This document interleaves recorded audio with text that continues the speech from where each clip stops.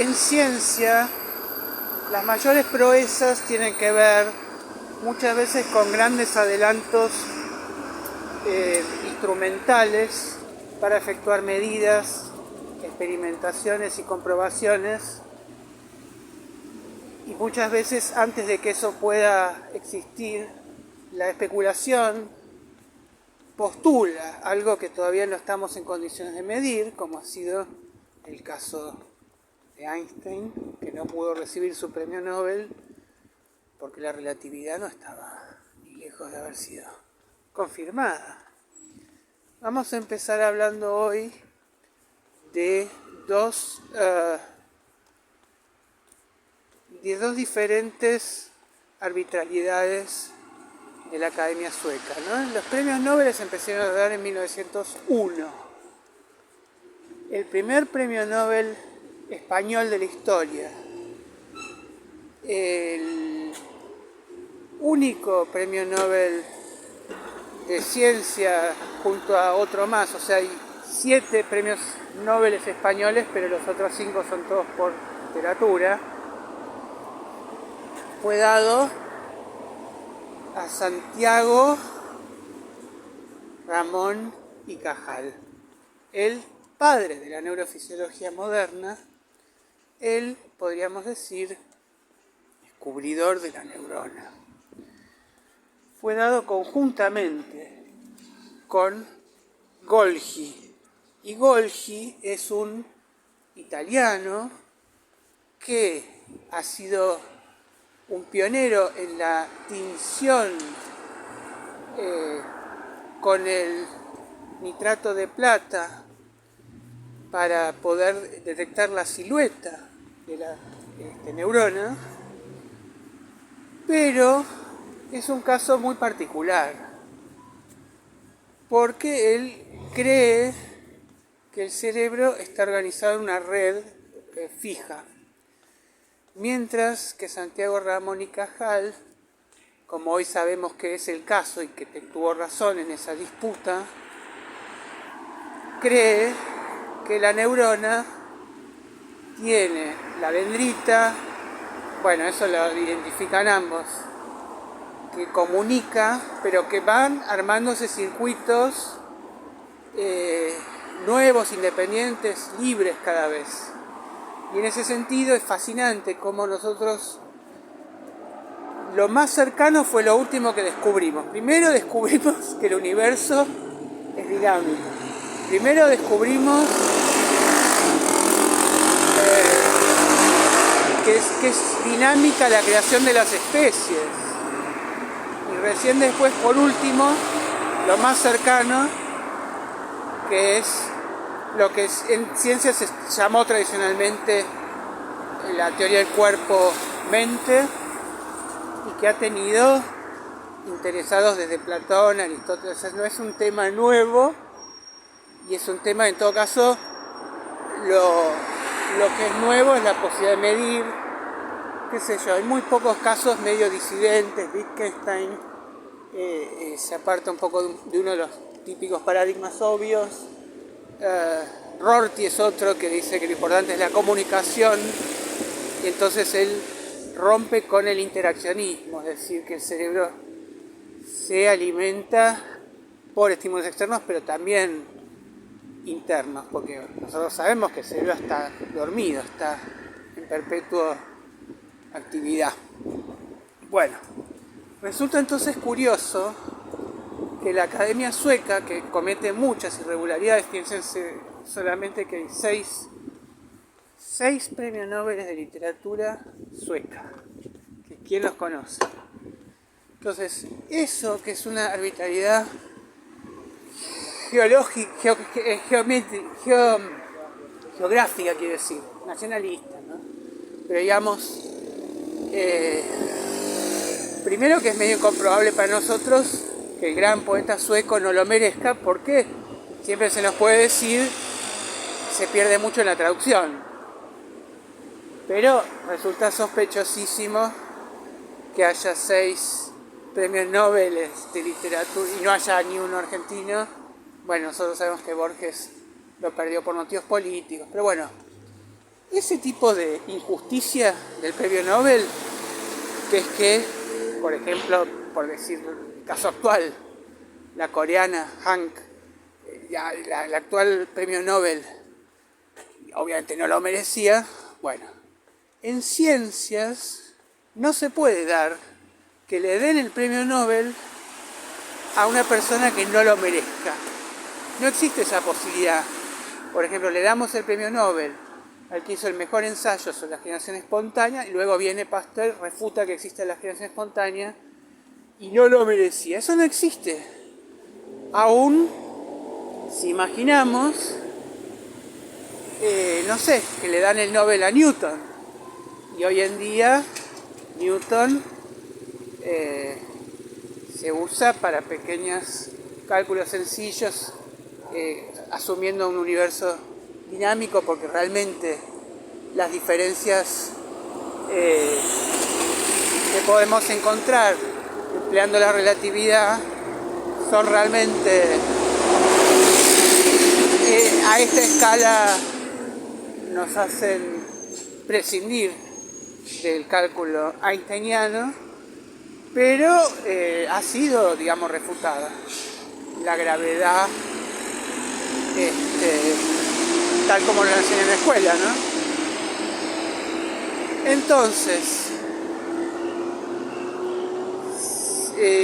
si se le da el premio Nobel de química, de biología, de física a alguien, siempre se le da por algo que ha sido comprobado como un aporte. Científicamente ya, digamos, indisoluble. Y en ese sentido es interesante que Golgi y Cajal disputasen dos teorías rivales y sin embargo a ambos se lo dan juntos, como si le dieran juntos a Ptolomeo y a Galileo, bueno, porque ambos contribuyeron a observar los cielos.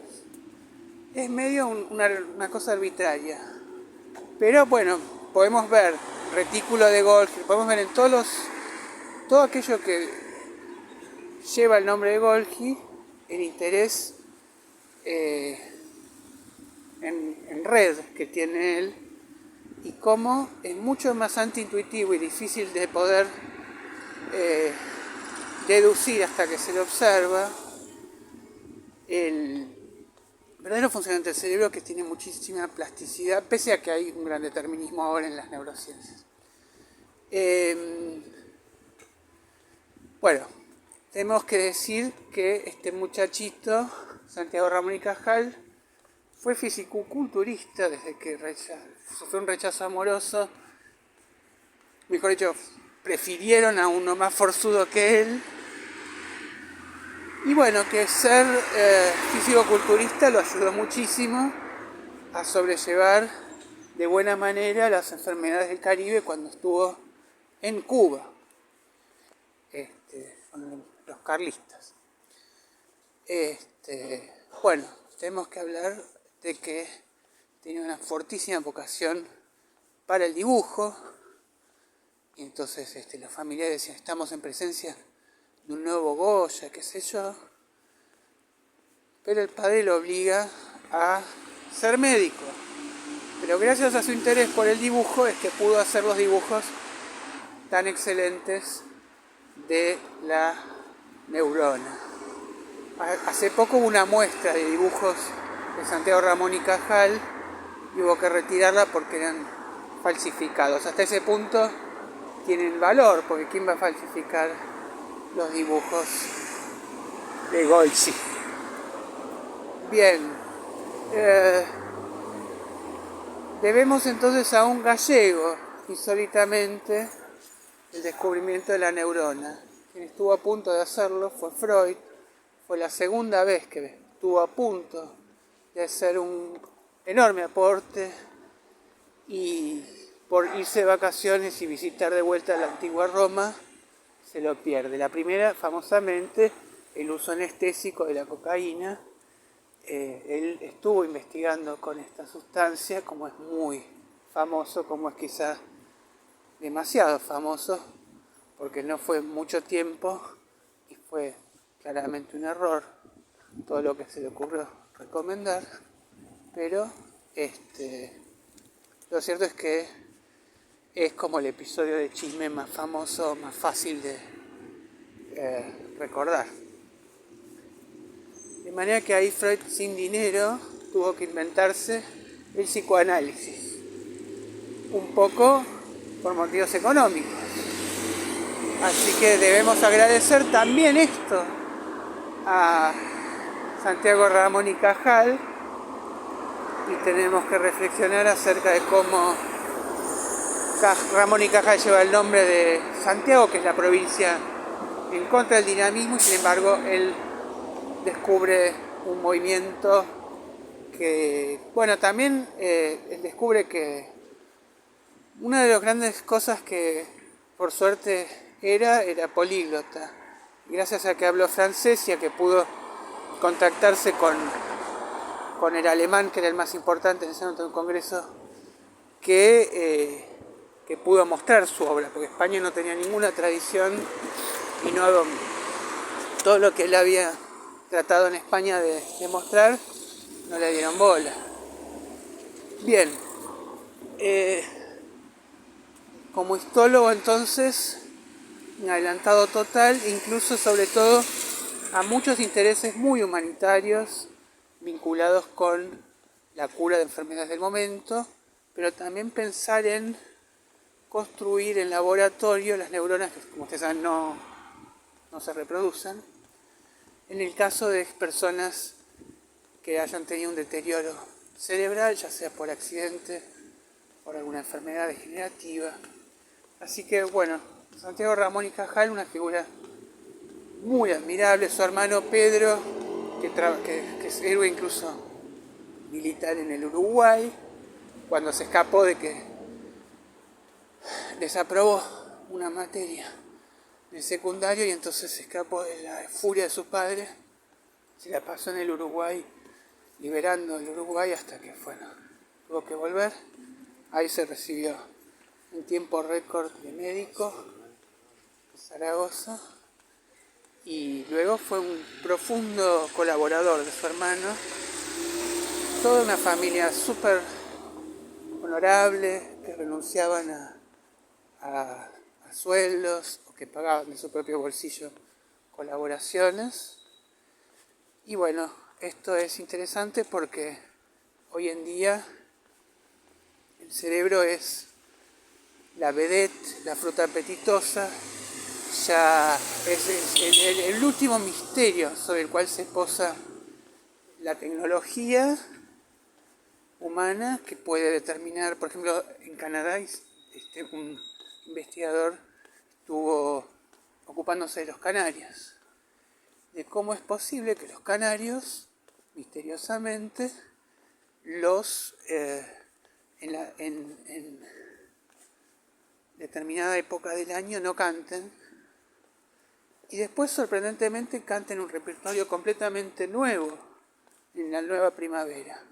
Bueno, descubrió el centro del canto en el cerebro de los canarios, y descubrió que son neuronas que mueren y nacen nuevamente en la siguiente primavera como si floreciera, y el canario tiene un nuevo cerebro, no puede acordarse del repertorio anterior.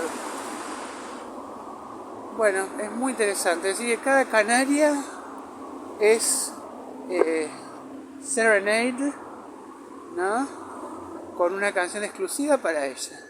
Porque el canario quisiera, bueno, voy a usar la misma del año pasado, no tiene memoria, no tiene el cerebro que tenía el año pasado.